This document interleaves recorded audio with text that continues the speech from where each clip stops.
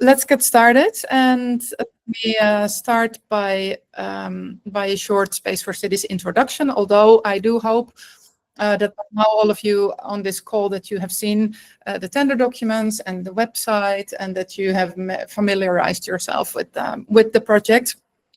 So you know that this pre-commercial procurement is a bit of a special type of innovation procurement projects, a bit rare. They're not so familiar yet, PCPs, among companies or cities for that matter.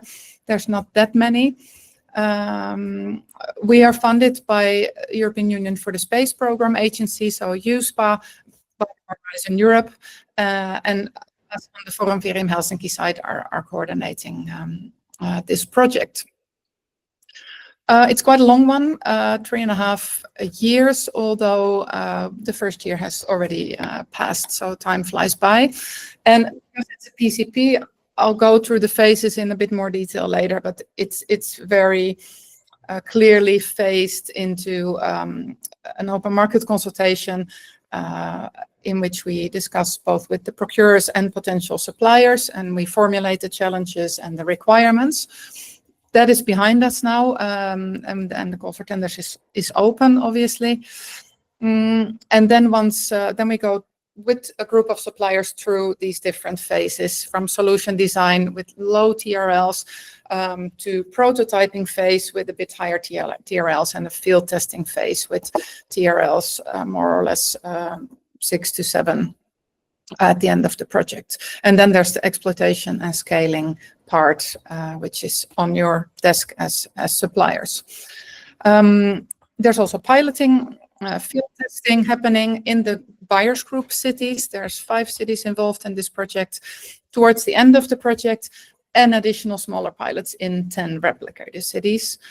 So 1 big and 2 small pilots for the suppliers who make it to phase 3. 2.87 million earmarked for suppliers, for companies and organizations getting an offer. Quite a large pot, but also quite many consortia will be awarded. So we'll get into the budgets a little bit later. So this is a pre-commercial procurement, so maybe good to go very shortly into the role. So we have a buyers group, the procuring partners under the lead of Forum Virim Helsinki. We are owned by, like the innovation agency owned by the city of Helsinki. So we work for and with and very closely related to the city of Helsinki. The municipality of Amsterdam, the municipality of Kymaraj in Portugal as well, Regional Development Fund of Attica, so the Athens region, District 9, which is part of the city of Ghent, and the network Open and Agile Smart Cities. Those are the buyers group partners. And we have an expert partner, Aerospace Valley from Toulouse, who led the market consultation and supports us, the buyers group, in the evaluation process and all the kind of the more technical contacts with the suppliers. We've refined the BCP target. The buyers group is also in charge of making the final decisions on which suppliers to select. And of course, we will provide you, the companies who make it to phase 1, with background information, whatever you need for your solution. For example, additional data sources that you might need. And we also provide the testing sites for your prototype solutions in the last phase. A supplier can be a single entity or a consortium, and there is no limit to the number of partners in a consortium.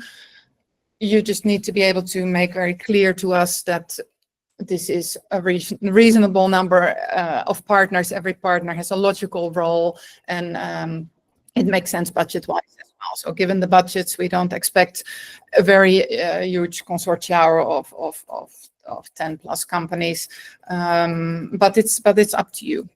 You just need to justify in a credible way why your consortium is as it is, and it can be one single entity as well. Note though that you have to already have your consortium in place in the very beginning of, when you submit now your offer, even though this is an offer for phase 1, we sign a framework agreement for the entire 3 phases. So you need to already anticipate the number, the type of expertise that you will need also in phase 2 or phase 3 if you make it there. And these need to be included in your consortium, even though perhaps they wouldn't have a role yet in phase 1. Keep note of that. Also, subcontracting is allowed within the regular, let's say, Horizon Europe rules that a subcontractor can only have a clear, dedicated part of the work, and also allowed for sure. And so not only companies, startups, SMEs, larger companies, but also research organizations are eligible, or non-profits, as long as you can make it credible to us that you can scale and commercialize this solution. The supplier, the lead tenderer of the consortium, or signs the framework agreement for all these phases and the specific contract per phase, to start with phase 1, of course. Now, I do want to note these agreements, the contracts, they are non-negotiable. So I really recommend perhaps your legal team to read through this in advance, that there are no surprises if indeed you get awarded, that it doesn't end up with the legal team needing a month to go over the contract and then wanting all kinds of changes, for example. That is not possible. Just a recommendation. All right, hey, the challenges content-wise. So this is all about using satellite data to manage urban spaces in a dynamic way in cities. Satellite data is a bit underused type of data source in cities at the moment. Cities use all kinds of data sources, of course, but satellite data not very much yet. And in this particular project, you as suppliers, you have to use Copernicus Earth observation data and or Galileo GNSS data or services as part of your proposed solutions. These need to be an essential part of your solutions. They can definitely be complemented with other data sources, also other satellite data sources, but we are funded by USPA with this particular requirement. So this is why we put this requirement to the companies as well. The challenge descriptions, I hope you have read by now. They are published in the tender documents and on the SPACE4Cities.eu website. They are also described in tender document 2, particularly also the use cases in Appendix 1. We've had a whole webinar series on the challenges, on the 3 different challenges, 3 different webinars, and they are recorded, and you can find them on the website. So on a high level, they concern mobility fields, and we have then these kind of thematic areas: active mobility, public transportation, logistics, accessibility, and drones. Then there's the climate resilience challenge, under which also is the risk modeling and predictions, emissions and air quality management, green transition, and green cities. Quite broad challenges, like broadly described. The third one is urban planning and management, which relates to digital city models, data inventories, and policy simulations.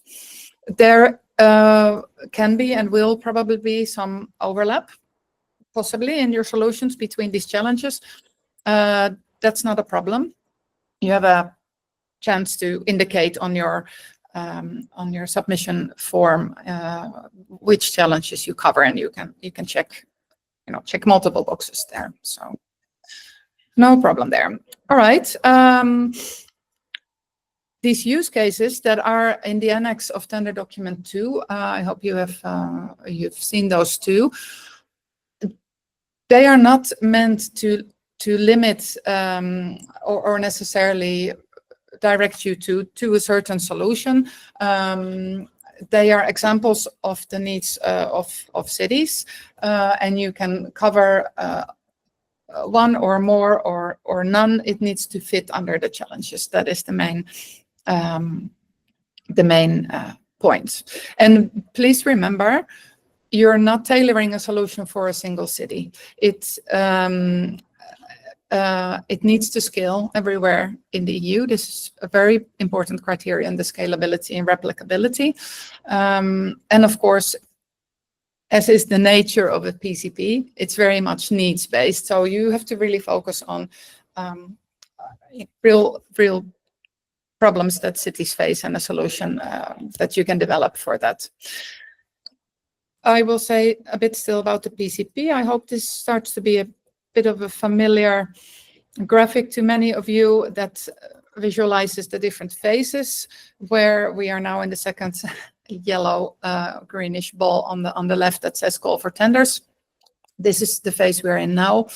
And the evaluation will take place, of course, after the tender closes on the 9th of April. We aim to inform you on the 7th of May with the results, and then the phase 1, the solution design, with 20 suppliers, will start in June. And this will be a 3-month phase, June, July, August, and then there will be an evaluation process after that. So the phase 1 has a 36,000 euro budget per supplier. And when I say per supplier, I mean per consortium, right? So if you have a consortium with 3 partners, you're not getting 3 times 36,000 euros. No, it's one pot, whether you're one supplier applying or a consortium of multiple. After phase 1, we have an evaluation round, and there will be another tender asked from you to write for the phase 2, the prototype development, and we will drop 10 out of the 20 phase 1 suppliers and move on with 10 suppliers to the next phase, a 90,000 euro budget. There, a little bit longer phase as well. After that, again, 50% will be dropped. So we go from 10 to 5 winning suppliers in phase 3, who will then do the field testing, the piloting of their prototype solutions with again, a bit bigger budget. So number of suppliers decreases, the budgets increase over time. And then the last part of the project is all about scaling, about follow-up procurements, about business models, and engaging on our side also as many cities as possible to connect these 5 winning suppliers to. So that in a nutshell on the process. So we hope that we're very enthusiastic about this kind of pre-commercial procurement process here in Helsinki. We've done already, I think, 7 of such types of projects. What we like about it is the close collaboration between suppliers and public authorities at a very sort of early stage of the development of solutions. We hope that's also something that you would appreciate, and that it helps you to address your future markets as well. Of course, we hope the funding is attractive to you. A total of 376,000 euros per supplier who goes through the entire process from phase 1 to phase 3, which leads hopefully to a lower investment needed on your side for market opportunities. You will have these field testing opportunities that I mentioned. You can reference them for when you commercialize the solution after the project. Well, we will provide all the support we can during the project's lifetime. And you retain the IPRs, the suppliers retain the property rights of the solution that they develop. The buyers group under this PCP and under the contract has the right to access and exploit these results on a royalty-free basis. These will be tailor-made agreements after the end of the project. It doesn't mean necessarily completely free of charge, but royalty-free at least, with no fixed model yet agreed. on that. I mentioned the budgets already. PAT 0 notes that, and the duration of the phases mentioned in this table are including the administrative processes of signing the contracts and the evaluation, etc.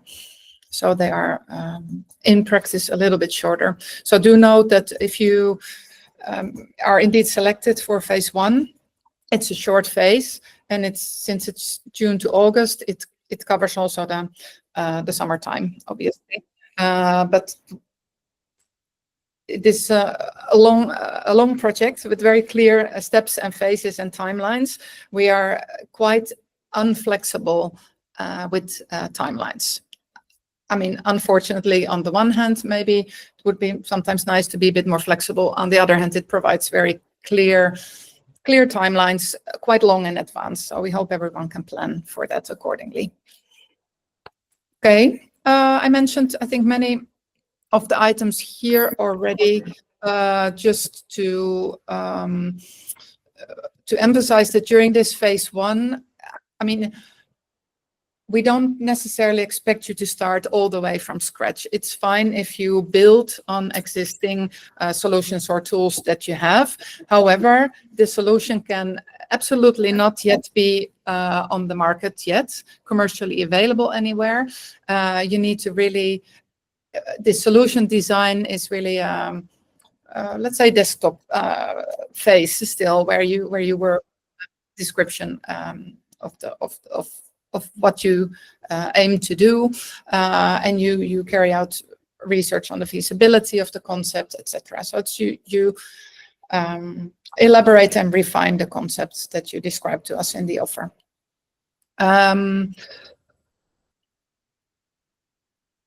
There will be an in-person review in Amsterdam at the end of the phase, so this will probably be in September sometime. The kickoff will be online. Of course, the group of suppliers in phase 1 is quite large, with 20 suppliers. So we limit the traveling, notably in this phase. This monitoring team that I already mentioned shortly, it's the primary point of contact. So this team consists of members of the buyers group and our technical expert partner.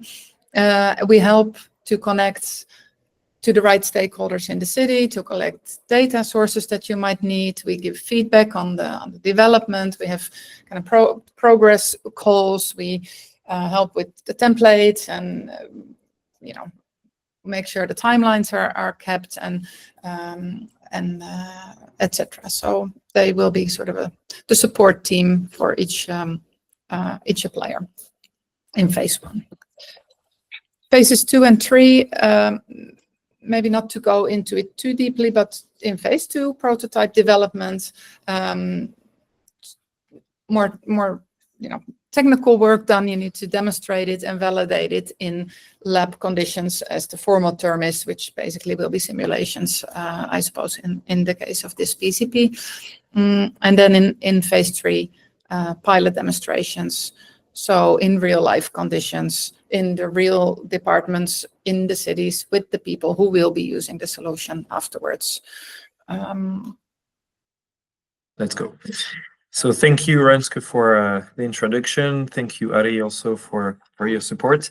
So now we'll dive into another section of this webinar, which is about data sources, the innovation requirements, which includes also a state-of-the-art analysis that was conducted as part of the UMC, and our definition of innovation, which we call the innovation framework. So let's begin with the data sources, because of course the solutions you will propose are and will be influenced by the capabilities of the public buyers of SPACE4Cities. So our buyers are top innovative cities across Europe, and they have implemented for many of them a very innovative data management policy, which include an open data measures. So Our 5 public buyers have worked last year to identify several data sources, and they've listed them on our website, which you can access to by scanning the QR code on the right of this slide. And this list, of course, will be updated along the project. So you can also work on this topic in the phase 1 if you're selected of the PCP. And also you are encouraged, and you can request access to the data that cities have access to along the project, and again, especially in phase 1 of the PCP. So there are many different types of data available for cities. It could be data related to mobility, socioeconomic data, but also environmental data, tree inventories, many data that you can browse on our list and on the Open Data's portals. The second thing is about space data, because as public authorities, cities have access to a lot of data. That's something granted by the Copernicus and the EU space program in general, but by the Copernicus program in specifically. We've discovered and we've worked with ESA and EU SPA, especially by the Copernicus Data Space Ecosystem, which is a website and a portal when you can access many of the Copernicus data, that our buyers have access to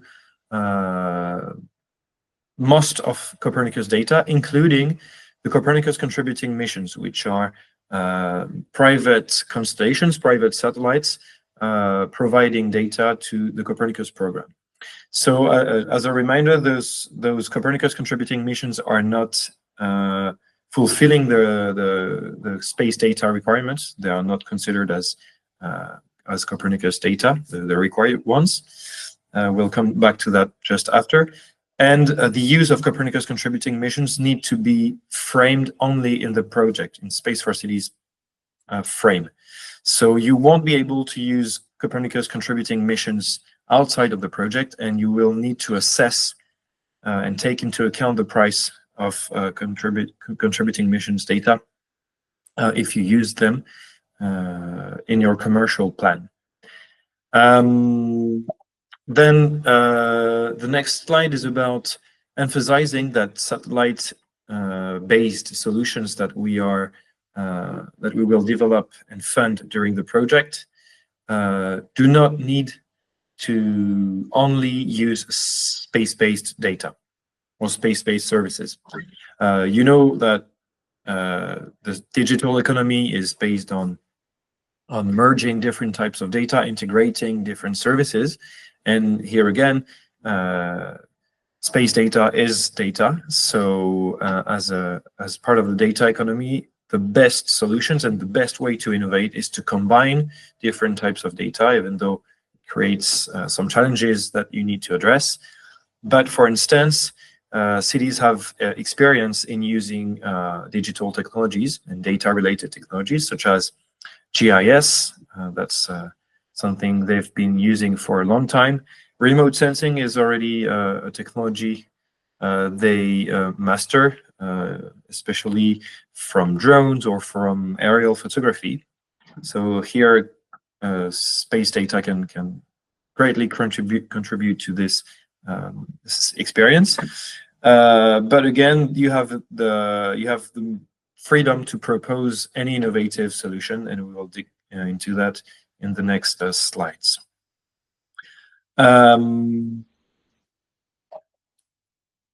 How do you have to innovate? So the first layer of SPACE4Cities, and that's the main requirement that you have to keep in mind today, is the use of space services, such as Galileo services, or space data.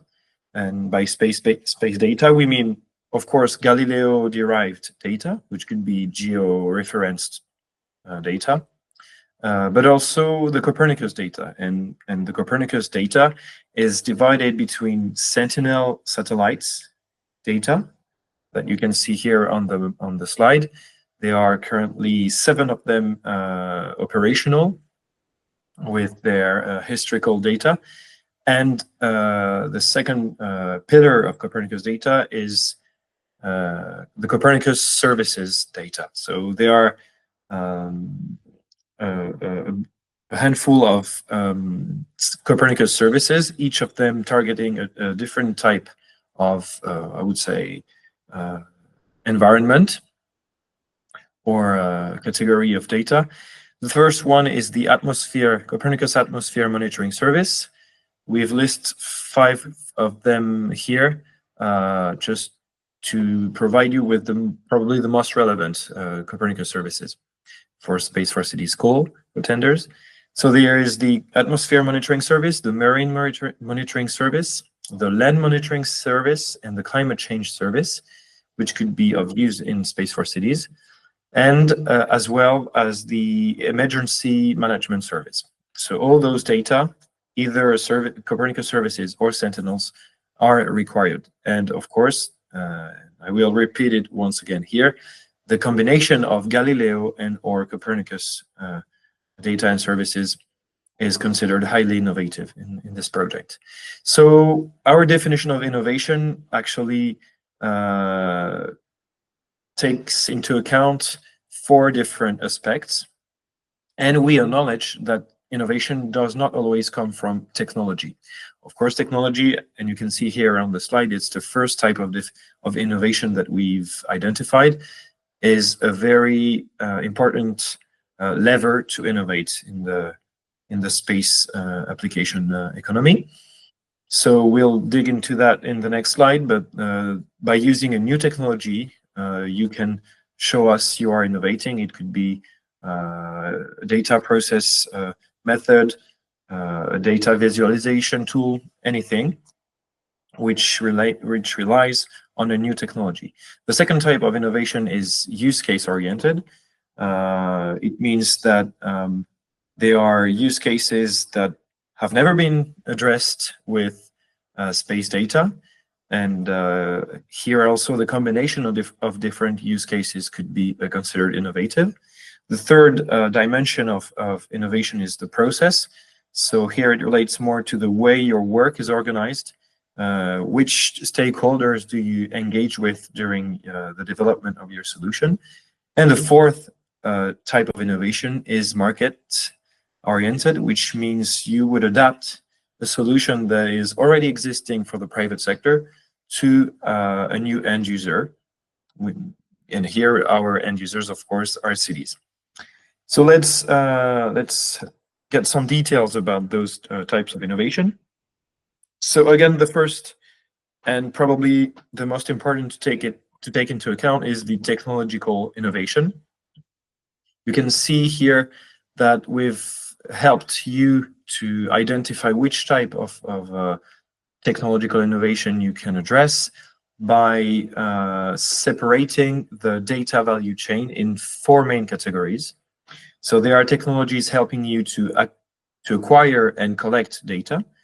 That's the first type. And so here we refer especially to new types of sensors. It could be multispectral, hyperspectral, optical data, which are very high resolution data, but also thermal data. I mean, all new sensors that could be used with space data or services. The second type is data processing and analytics. So here we, of course, refer to AI as a data processing method. So AI technologies include neural networks, deep learning, machine learning, but also sometimes less used with space data technologies like large language models or generative AI to complement your data sets. That's what we mean by data processing and analytics. The third type of technological innovation is simulation and modeling. So here you'll hear a lot about that for cities. They already work on this by creating digital twins. 3D simulations, of course, can benefit from space data and services, and all types of simulation, forecasts, and also past simulations. The fourth type is data visualization. So here we also acknowledge that space data has a strong power in making citizens or professionals realize a given phenomena. So data space technologies can be used with AR, augmented reality or virtual reality, but also building on what cities have already in capacity.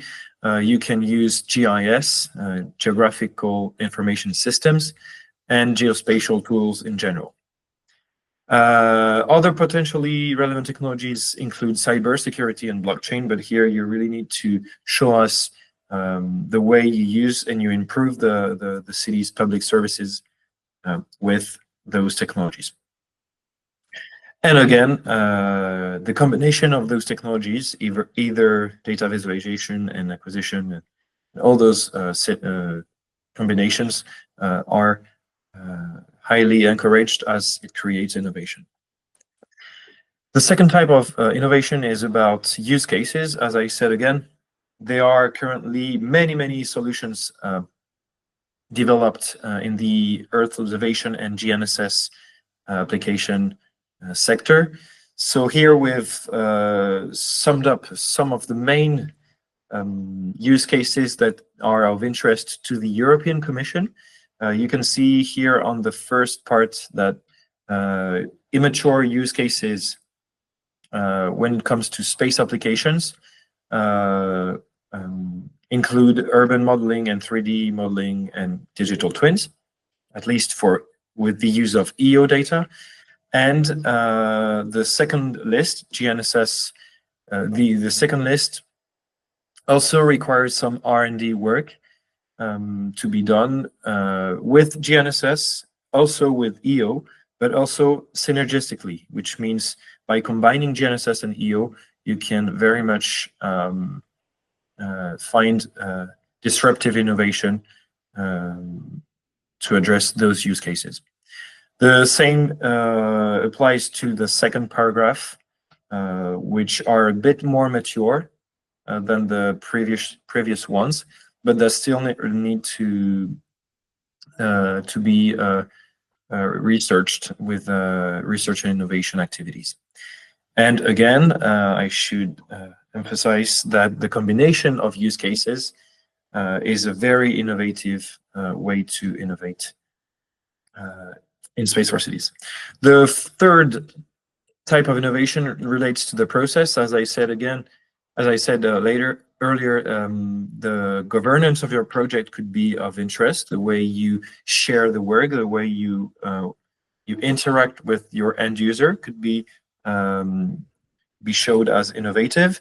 The way you engage with the broader society, the broader citizens around the project can also be innovative.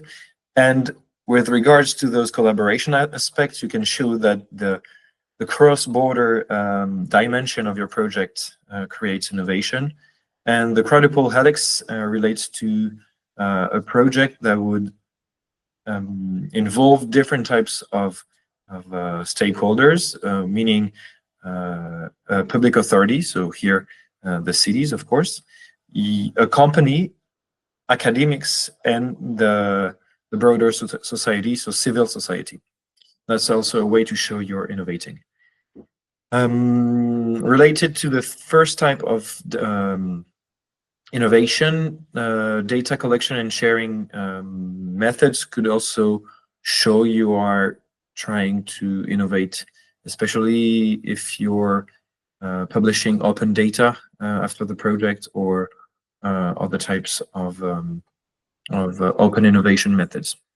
And finally, the fourth type of innovation relates to market. So it means that you would here adapt a solution that is currently available for private end users to the public sector. Or the second way to address this type of innovation is by identifying a very specific end user as part of the municipality. It could be a GIS specialist, a mobility policy officer, or an operational civil servant, or someone working on the field in greening management, or mobility, or a driver, whatever type of municipal agent that could make use of your solution.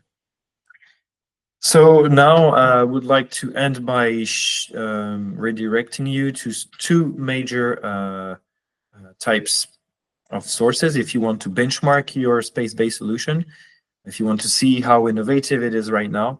We've published, and it was validated by EUSPA, a report on the OMC, and in this report you also have a state-of-the-art, much more detailed state-of-the-art analysis, which we highly recommend you to read, or at least have a glance. And you can see this this report on our website by clicking the publication window. And out of this report, we have identified, and that's what I would like to present you very briefly today, a lot of databases of currently existing solutions. For Earth observation, I would like to emphasize that ESA is running a project which is called the ESA Stakeholder Facility. And this project has listed very comprehensively some use cases using Earth observation, including a catalog where you can see commercial solutions. And when it comes to GNSS, our sister project Julia is currently mapping different use cases addressing mobility challenges, and you can see them by clicking the link you can read on this slide. So there are many success stories you can find on their website, which helps you to find innovative ideas. And that's all from me for today. Thank you. We have a fixed budget for phase one if each of the 20 winning suppliers offer such low prices that there would be budget left for a 21st. That is a theoretical possibility, but only theoretical. So we will select 20 suppliers. Let's maybe leave it at that. Yes, there was also a question about the maximum budgets of each phase, and can the proposals go over these maximum budgets, or do they need to fit the maximum? Yeah, they need to fit the maximum, but it doesn't mean that, I mean, we still do very much expect that your organizations contribute also on some of your own R&D budget. It's maybe not realistic, especially in the later phases, that the entire development and testing can be covered with budget from this project. So we do expect, as is the nature of the PCP, some own contribution. You don't have to specify this though in your Form C. And maybe this relates, Ari, to the virtual price as well. There was another question on the costs, right? Related to the virtual price. Yeah, there was a question. Well, we can go to the virtual price question. So that question basically was stated as how should one think about the virtual pricing compared to the actual price? Yeah, it's the virtual price, like a hypothetical price. It's like an estimate of the future market value of your solution. So it gives, you kind of think about it as what would be the earning potential. And it's not something that we evaluate in the call for tenders when we look at the pricing. It's something though, I mean, it's a mandatory requirement by the European Commission to include it. And it also has to do with the fact that you retain your IPR and your results, and you will have some benefit of that compared to other projects. And you need to describe to us that how does this benefit you, basically. So a hypothetical price estimation of the future market value, in short. Yeah. There is a question about the areas of interest, but we have received this question also via email. But I guess we can go through that. So it basically relates to the cities, right? That do we need to describe it relates to the population area of the cities involved. If there are specific areas of interest delimited for the PCP or administrative boundaries, that is not the case. So the answer basically would be no. There are no official areas limited your solution. You're not developing your solution for a specific,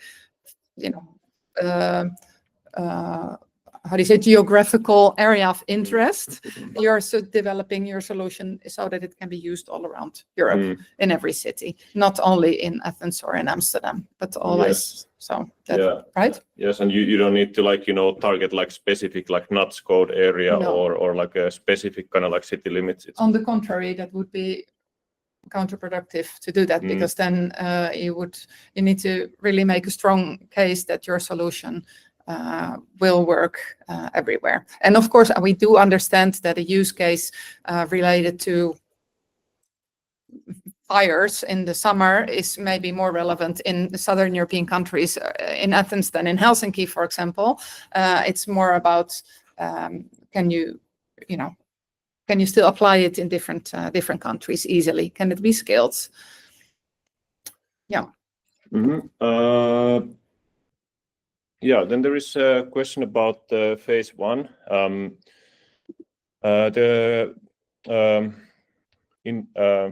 The question stands: are suppliers receiving specific city consultants and end users as feedback for providers, keeping in mind that the solution is scalable? And then there was a follow-up question will the piloting city be provided at the end of phase 2? So this is about the monitoring team, basically. Yes, yeah. Every supplier that gets selected, each of the 20 gets appointed a monitoring team, which consists of representatives of the buyers group cities that will help answer questions on that come up during phase 1. During phase 1, there will probably not be direct interaction yet with the actual potential end user in terms of a land use planner or a traffic planner. That will be happening in the later phases of the project while we prepare for the piloting very concretely. And it's indeed only at the very end of phase 2, basically when the phase 2 when the offers for phase 3 are evaluated, then we will know which 5 winning consortia will move to phase 3, and only then we can allocate the suppliers over to the various cities for field testing. So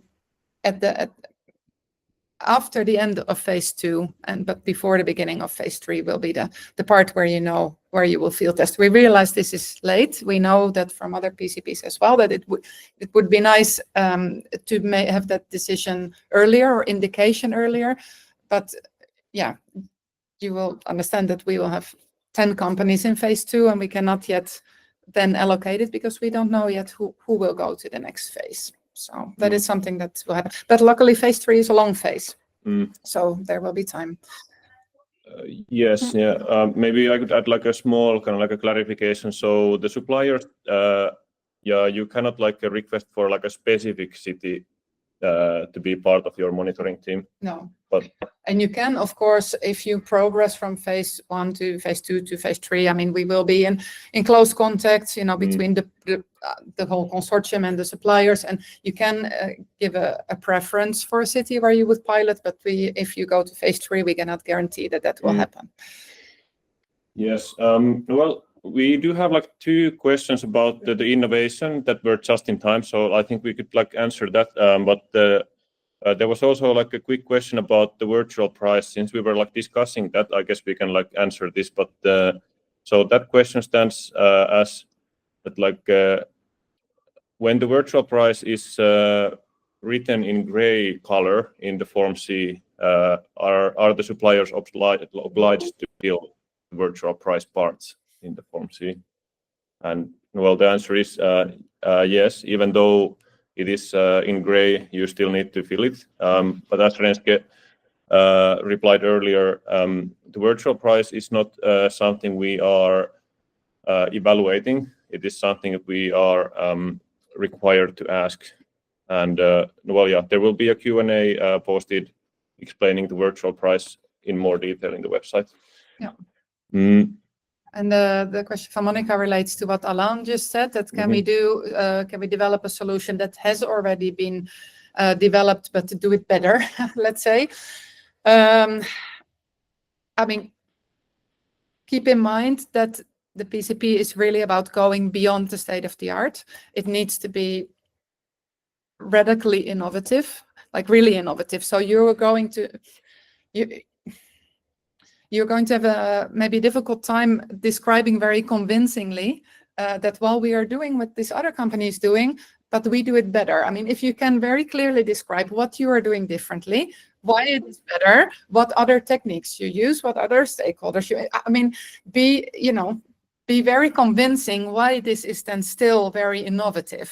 And maybe you can, of course, I don't know what solution you're talking about. I don't know, Alain, anything to add here?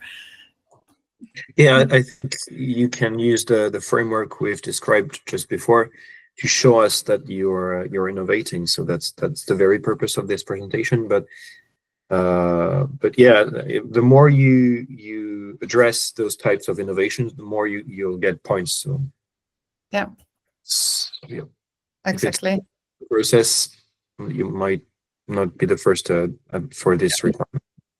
Maybe, Alain, now that you're on, there is also a question about satellite images providers other than Copernicus.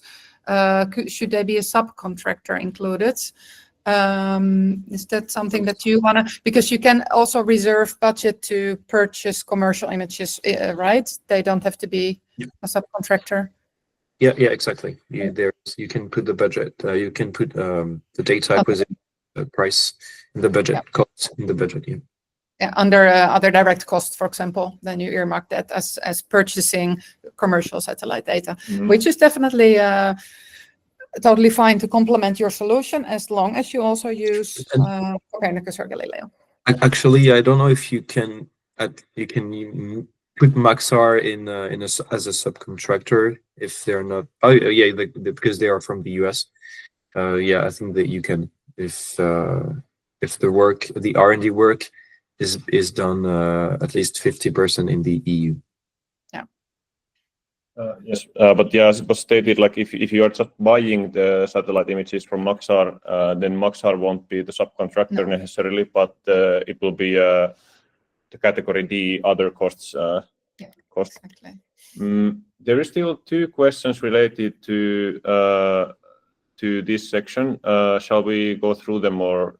If they're small, easy questions. Yeah, well, the one question stands, what it means if a solution cannot be scaled to every European city or not every buyers group city. Yeah, that is not necessarily a problem. You need to, though, be very clear that you can make a commercially viable solution, that you can make a solution that can be used by, not just 3 cities in Europe because they have a very specific problem or a specific data set. You need to still be able to convince the consortium that it is widely scalable. But we do understand that maybe a solution related to forest fires is not as scalable to the Nordics, or the other way around. A solution related to snow maintenance won't scale as easily to Southern Europe. That is not a problem as long as you can convincingly show that it is scalable to a wide range of cities, but it doesn't have to be each and every city around Europe. That is basically it. What was the other one, Ari? The TRL one? Yes. So, well, yeah, if you see it in the chat, you can. Yeah, the TRL, a low TRL for phase 1, TRL 1 to 3. How can we already in the application process foresee possible subcontractors? And that is a good question.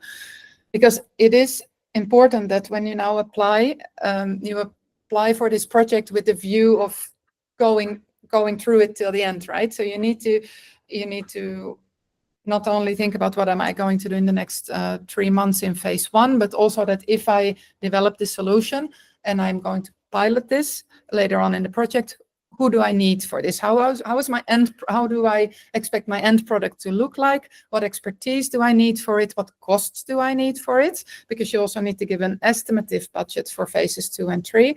So you need to have your in your head already how your total consortium needs to look like, even though some of the partners might not yet be needed now in phase 1. Yeah.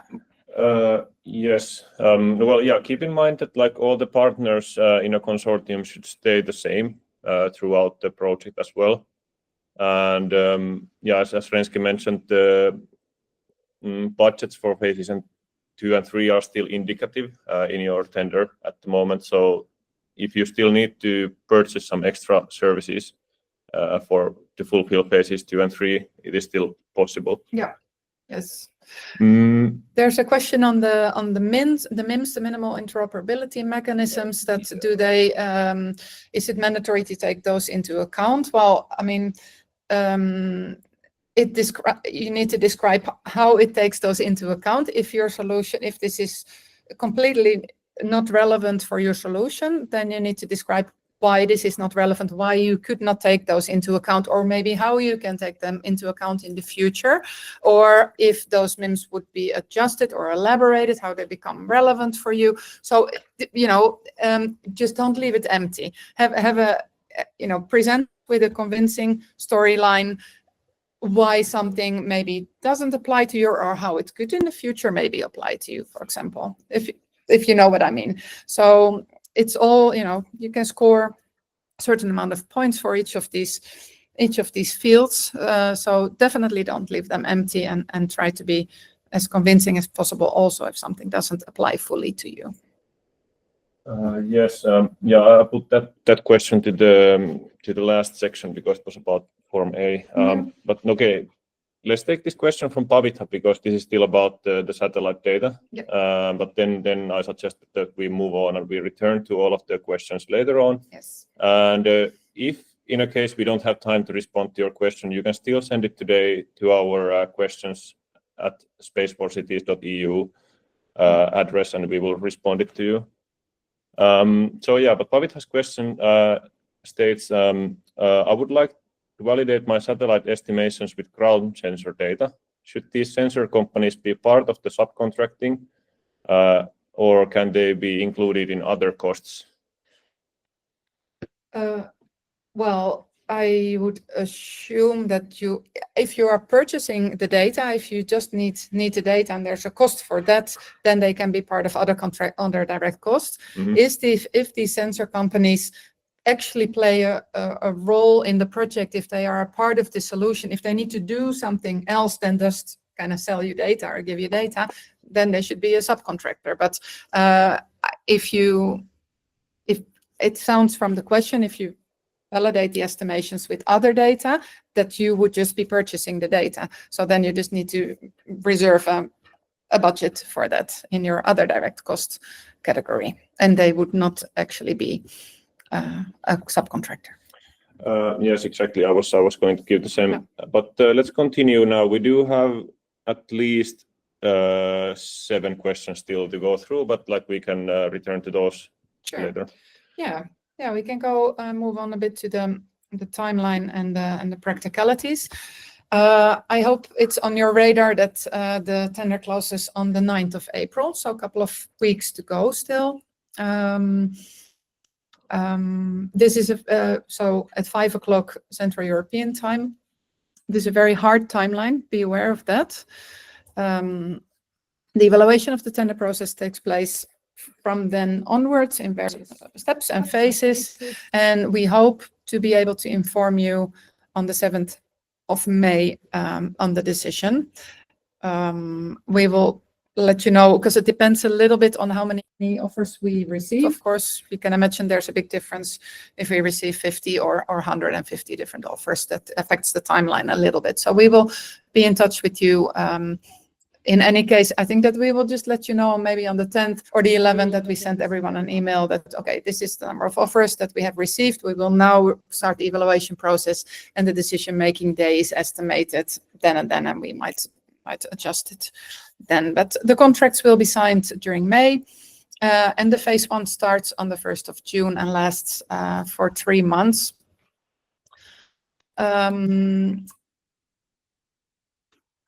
I hope you've looked through the website on the submission process. So you start with submitting Form E, which is about the exclusion and compliance criteria. So it's an online form with a lot of checkboxes. And once you've submitted that, you receive a verification email with a link to the tender submission form. This is where you upload the forms A, B, C, and D, and then submit those as your offer, as PDFs. We have now, during this call for tender phase, now that it's open, we have these webinar recordings from the past about the challenges, the ones that we did last spring. We have the big list of Q&As on the website, and I hope you have seen also the matchmaking tool. I think there's around 120 companies already on there who have indicated that they are looking for partners, searching for a certain expertise or offering a certain expertise. So definitely have a look at that if there's certain expertise missing still in your consortium. Who can apply? We shortly mentioned it already. So companies, I mean, SMEs, startups, larger companies, but also research organizations, non-profit organizations, as long as if you can commit to commercializing your solution after the end of the project. So a consortium with only research organizations would have to have a really good story how this commercialization would take place. That's need to think about that in advance. You can be submitting a tender by yourself. You can have a consortium. You can have as many partners as you want, as long as it makes sense in terms of budget, if everyone has a clear role. Again, I mean, tell a convincing story. Who's there with you and why, and who's doing what. Tenderers must be based in EU countries or Horizon Europe associated countries. I'm not going to tell those countries because there's a very long list of them, but they are on our website in the Q&A section, these associated countries. You can submit multiple tenders. You can also be part of multiple consortia. Just keep in mind, first of all, that the solutions are not the same, obviously, I would say, but also if you happen to be selected twice, like in 2 different consortia or with 2 different solutions, you need to be able to actually do the work. You need to be able to make sure you are not charged twice for the same work, and that you have enough staff and time available to work on it in parallel. That's important. Mm-hmm. There's a poll. Yeah, the poll is again published, and it will be visible on the bottom right corner where you have the 9 dots. You can press from there and then choose polls, and it should show you the question that is stated on the slide. We're curious if most of you will apply with a group or as a single entity. Yeah, so you have found it. We do have 17 votes now. Very good, very good. Thank you. Are those public, actually, the results? Well, they are now. We have set them as anonymous. Oh, but well, can everyone see the anonymous results? That's what I mean. Or only us? Only us?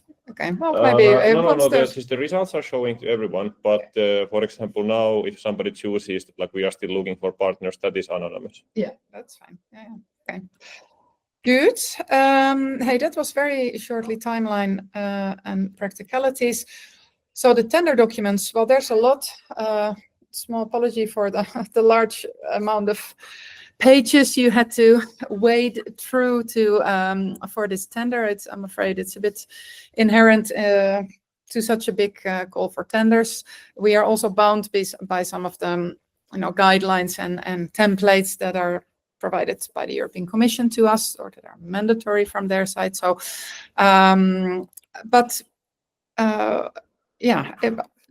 You have seen them. Luckily, we have had the call for tenders. It's open almost 3 months in total. So I hope that has given and is giving everyone enough time to prepare a good tender.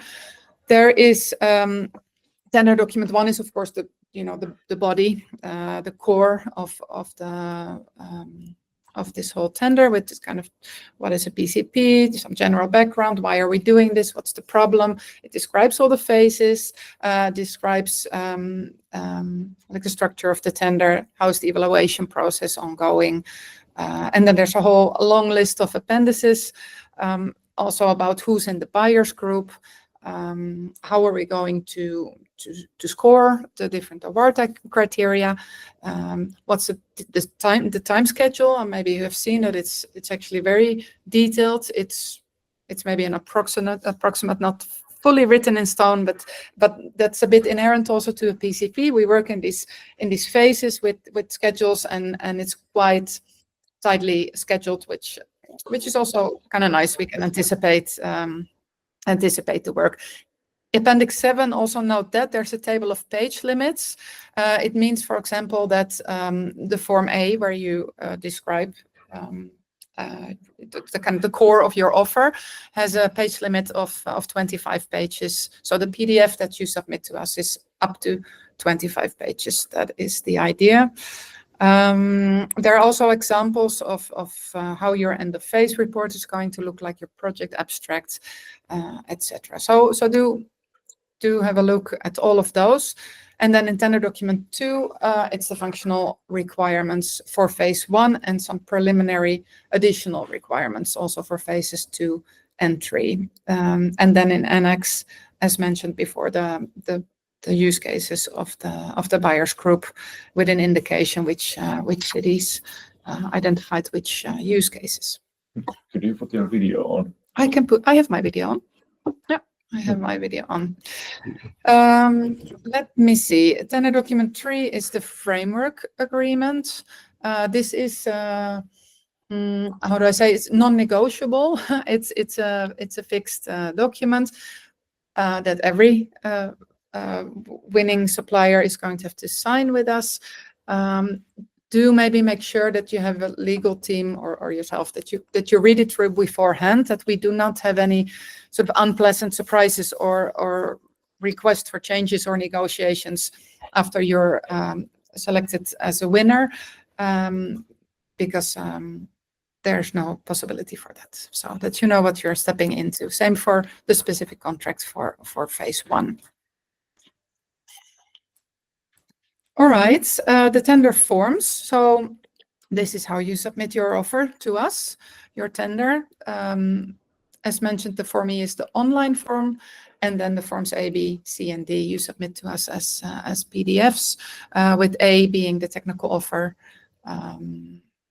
which has, I assume you have seen it, so it goes through all the requirements. It relates to tender document 2, right? You answer, like, describe how your consortium is going to handle requirement X or requirement Y. It also has the summary of the financial offer, but the financial offer also comes back here in Form C.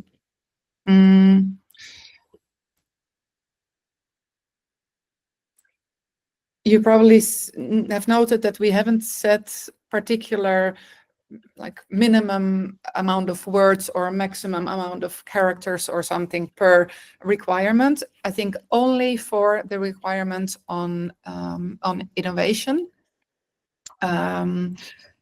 where we have said that you need to describe at least, use at least 1 page for that. Otherwise, there's the 25-page page limit, and how exactly you divide it, if you want to keep some answers a bit shorter and some a bit longer, that is up to you. All right, the executive summary, it's important. It will be used if and when we receive many offers, more than 60 offers. And then we will use the executive summary for a pre-evaluation phase, because we do not have time and capacity to do the full evaluation of say 100 different offers. So we first then go through a pre-evaluation based on the executive summary, which can be 3 pages at most. So please do pay attention to this and make sure you have really a killer summary, because it might be very important to make it to the first 60 and have your tender, your full 25-page tender evaluated. So the Form C, well, I think many of you have read through it already, because there's been many questions on the pricing. Note that there are the binding unit prices for staff, so per staff category, the binding unit prices for materials as well. And we already talked a little bit about the virtual price and the actual price. And to note that it's the actual price that we will that must respect these maximum budgets that are set in the tender document 1, and that's also the one that will be evaluated on the price criterion. Do note, however, the price criterion only has a 10% weight, which is quite low. So let me see. Form D is the power of attorney. This is relevant if you are a consortium, and then the other consortium members, they mandate one of them as the lead tenderer to sign contracts on behalf of the consortium. So that is for that. And we have already talked a little bit about the Form E, about the online form. All right. Good. Well, maybe I hope you have seen Inform A about this exclusion, selection, and compliance criteria. They go through an administrative check, and then the evaluation process goes as follow. I mentioned the pre-evaluation already. Once this is done, we go through the evaluation of the full offers. Up to 60 offers will go through this full evaluation. Each offer will be evaluated by 3 different evaluators, and will not be evaluated by someone from your own country. The evaluators will all sign a non-disclosure agreement, and they are asked also to refrain from evaluating any tender that they might have any link with, or any interest in, let's say, or any like professional or personal link with. So in the end, we get a ranking, and the Procure Steering Committee is the group that decides on the final ranking and the final 20.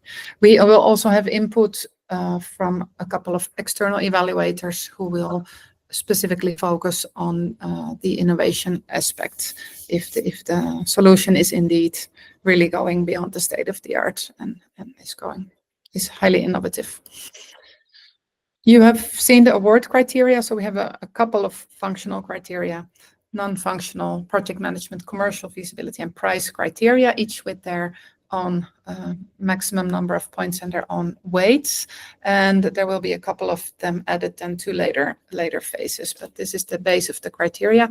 Very different, I suppose, from regular tenders that are more focusing on technical criteria. This is much more widely described, if you have noticed that. So, well, a couple of minutes maybe ahead of time. Maybe that doesn't matter. We just go through the last questions, because there are many more in the meantime, right? Yes, indeed. Here's quite a few. And of course, if you have any questions about the presentation itself, you can present them also in the chat. Yeah. I did see there was also a question on the duration of the phases and the way that it is described. It's the slide that also has the budgets. Oh yes, it's just that there is this includes the evaluation process. So even though it says, for example, for phase 1, 5 months, I mean, the time that you work, you do the work is between July and August, 3 months, and then there is the evaluation of phase 1, and you the the evaluation of the offers for phase 2 and the signing of the contracts for phase 2. That is all included in those 5 months. So the actual working time is a bit shorter.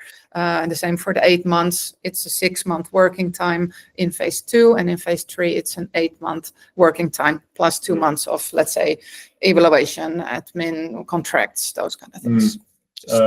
Related to that question, there was also a follow-up question about the phase 3. That is it possible to delay the start of the piloting in the phase 3? Well, phase 3 is an 8-month phase. We don't expect companies to start all on the same day. We also don't expect companies to all start in the first week. There is a preparation time, and we are going to set, but we have to, this is later in the project, like a minimum duration for the main pilot and for the 2 shorter pilots. And if you know, so I don't know exactly what is meant by to delay it, but it's an 8-month phase. And if you do it in the last 5 out of the 8 months, because you first, you need the first 3 months to set everything up and prepare everything, that is totally fine. So this is something we really have to come back to the companies, at the end of phase 2 to discuss these things in more detail. So in a nutshell, the phase 3 has to finish at the same time for each supplier, but you do not have to start your pilot like at the very beginning of the phase. And of course, nobody is probably going to do like a full 8-month pilot. Exactly. But in the 8 months, there will be 3 pilots in total. So the buyers group city pilot and then the 2 replicator city pilots. And they can be done either consecutively or in parallel. So that's also, but this is very much anticipating already the phase 3 activities. All right. So now we have only questions about the call for tenders, documentation, and practicalities and whatnot. Well, there was the question that is it possible to extend the tender submission deadline? But unfortunately, it is not possible to extend it. This is due to the equal treatment of all the tenderers. And also, we have our own processes to evaluate all of the tenders, and we cannot extend the deadline because of these 2 reasons. No, exactly. There was a quick question about the company ID that needs to be put in the tender submission in multiple forms. So where can the company ID found? And internationally there are different kind of like policies on like what is a company ID. Usually all the organizations have some sort of like founding number or some sort of registry number that can be used as a company ID. And didn't we agree that like the VAT number can also be a company number? But this is your kind of like national policy issue. So you need to figure it out. Nationally, what's your company ID? I think everyone will know. Yes. There was quite a few questions about page limits. I think there were like 4 in total. And well, to summarize all of them basically is that does the page limits include also the cover pages and the descriptions of the questions and all the guidelines and everything?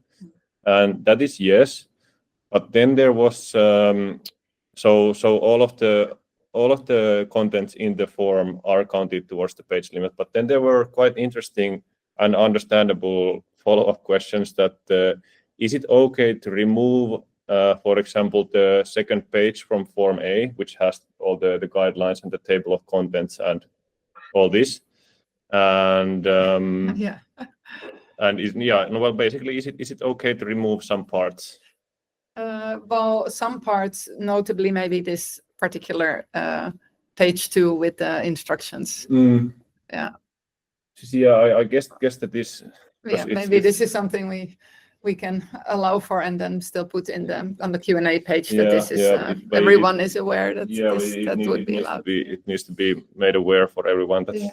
Nice. But we do understand that you want to have as much information as possible in your in your Form A, which is very respectable. And there was indeed also a question on the price page that It's 25 pages, including the price page, but I think it just means the very last question on the price for phase one. That should be included. Yes, yes. The indeed. section 6 financial offer for phase one that is included in the Yeah, but it can be page limit. short, right? You don't have to insert an entire Excel for that. Yeah, of course. So it can be very short. Yes, indeed. Yeah. And also the signature part also needs to be there. You have to sign the document. You cannot leave that out. No. But of course, otherwise, if you can somehow do the formatting, still following the kind of like the formatting rules we give for the font size and everything, I guess you can do them. There was a question also about the Form A, about the Section 4, about commercial feasibility. So the inquiry asks that do they understand correctly that there is no cost-benefit analysis required for phase one? And that is correct for the commercial feasibility at the moment. For the phase one, we are asking about the kind of like your plans and potential for the scaling in the beginning. Like when we were making these documents, we had a variety of different questions, but we have cut them down in order to make it easier for you. Yes, this will come back in the later phases, the whole CBA. Yes, then there was. Do we at this point maybe also need to mention that that there was the error in the Form A, the function that if people have downloaded the old version, that there were a couple of, I don't know, remember the numbers, was it only 4.1 functional requirement, 4.1 and 4.2, 3 and 4? Yes, yeah. Good to note. So yeah, there was an old version that was accidentally uploaded at the beginning of the call for tenders, which included more sub-criteria for commercial feasibility. But indeed, there is now a version 1.1 uploaded about a month ago. Yeah. And please use that one. And apologies for that minor mistake. Yeah. Well, minor. And Nikos asks, can we add tables in the responses in Form A? You can. You just need to send it to us in the end as a PDF. If you want to include tables, you are allowed to do so. Yeah. Big pictures as well. Pictures or graphics as well. You don't have a possibility to upload any additional documents or annexes or something. So be aware of that. And of course, you can insert graphics or images. They will take away from your. But if they contribute really to the content, you're fully fine to do that. Yeah, this is actually not asked, but I just realized that like. Are suppliers able to put hyperlinks in the documents? Well, yes, they are able to. I'm not fully sure if we can commit to reading all the hyperlinks necessarily. That's, of course, if the document is full with references and we have 60 offers to evaluate them. But that is a possibility, yes. Yeah, and there is... but continuing with the Form A, is it necessary to present the proof of concept along with the tender application? No, because that's what you will be developing during the project. Ideally, you work towards a proof of concept. If you already have, if you're basing yourself on a proof of concept and you will, that is possible, then you need to describe what kind of R&D work you're going to be doing during the project, because you're supposed to do the solution design, then develop the prototype, and then test the prototype. So you're not supposed to start this project with a ready prototype. It will be very questionable what you will be doing then in phase one and phase two. But if you have a prototype, but you're going to combine it with another prototype, or you're going to build on that is your starting point, and you're adding things to that during the project lifetime to make it more innovative or really something new or something different. Yes, then of course you need to You need to describe your starting point. That is important. So that's maybe it's. Yeah, then there was a question, do we need to produce a business plan and revenue projections for the services in the scalability section of the proposal? And no, that's at this phase not Yeah. needed. No, of course, the revenue projections, it relates a little bit to the virtual price. That is kind of also on like an estimate of the future market value. So, but as it is an estimate, so. Yeah, and well, this was also about the connector removed sub-criteria. Yes, so only 4.1, which is still relatively light, light criterion. So this section will become more important if you would move from phase 1 to phase 2, and especially from phase 2 to phase 3. Okay, then we have questions about Form E and Form C. Well, we can take the Form E question first, and this is about the insurance cover. And so when the suppliers take insurance, does it need to start from the application date or when the project begins? Yeah, I mean, we don't have any strict rules for it. I don't think we have anticipated this question, but I think it's fair to say that you need to have the insurance in place, once the contract is signed, once you start the work. We don't expect you to now arrange insurances if then only to hear in 1.5 months that you didn't make it to the top 20. So, you can, then there's an open box in the form as well, where you can describe if you would check the box that no, I don't have it, but I will, and then not that only that we will make sure to have it, but okay, by when and what kind of insurance will, very concretely, what do you then plan to have in place by the start of the project? Yes. Yes. How many offers do we anticipate is a question. Hard to say, but there have been, based on the enthusiasm for these info webinars, which has been great, but we have been getting very many registrants for the info webinars. We have been receiving very many questions as well through the Q&A, the questions at SPACE4Cities email address. There's a lot of interest in the proposal, but I don't dare to say. We hope for very many offers. So, yeah. Can't be more specific than that. I don't have a glass ball. Yeah. Well, if I go through these older questions first, then we can take ones that are now coming in the chat. So for the Form C, there's a question about personal unit prices. So what does the R&D classification cover? And also the follow-up question: is there an expected standard for the price, or like the I guess this means personal price? No, there's no expected standard. Everyone can put that themselves. I don't really understand the R&D related question, to be honest. So maybe that's something we need to come back to. Or given that we have 4 minutes now, maybe we want to leave those ones for the Q&A then, or we come to that separately. And then we move on to get as many as possible now done still. But you've written it down, right? Yes. Well, there was one about the virtual kind of like price type of a question, but that we have already discussed quite a lot, so we will come back to that. And I guess we can check the chat now. What are the latest, newest additions? Yeah. There's the question if it's necessary that it's been tested already in some sites earlier, but no, that is not the case. You don't have to have a previous testing experience anywhere. And is there a different marking scheme for single suppliers or consortia? No, that's also an easy one. There's not. And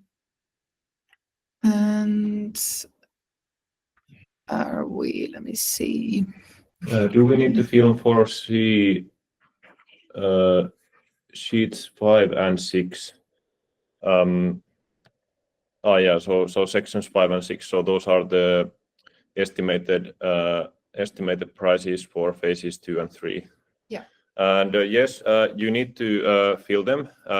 It's also part of the scoring. Yes, it is part of the scoring as there's the price to award criteria. Of course, keep in mind that these are only estimated prices and these are not binding. So when you make these estimations, they still can change in the future. We do understand like you cannot like forecast everything for the next 4 years. Just keep the maximum budgets for phases in mind as well, right?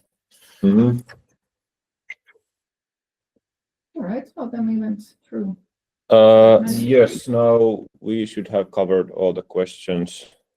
If you haven't gotten your question answered, you can still send it to us via email, and we will Today. Yeah, today is the deadline. Yeah, exactly. Exactly, and we will also, I think, in the coming days, still update the Q&A page of the website. There may be some older questions that have come in that are not yet integrated. I realized I think there's nothing yet on the virtual price in the Q&A, for example. So that will be still added, and there's a couple of other things that will be updated. So do keep an eye on that. Yes, and bear with us if we take a few days to respond to you, because we do get like massive amounts of questions via email at the moment. Yeah, exactly. All right. We are happily also receiving your feedback on the info webinar. You will be sent in the same email address that you received the link for the webinar. You will receive a request for feedback. So please answer that. We're happy to hear how we did and how we can do better. And yeah, we are super excitedly looking forward to your tenders and your offers. And I think this was the last info webinar, so nothing but best of luck and for the finalization of your tender. And we are eagerly anticipating your work, and we will read them carefully, and we hope to work with many of you from the beginning of June onwards. So thanks a lot for listening. Thanks for asking all your questions, and we hope to meet again. We close it off, and as usual, it will be the recording will be published and the slides as well. Okay. Goodbye from Helsinki. Thank you. Bye-bye. Thank you, everyone.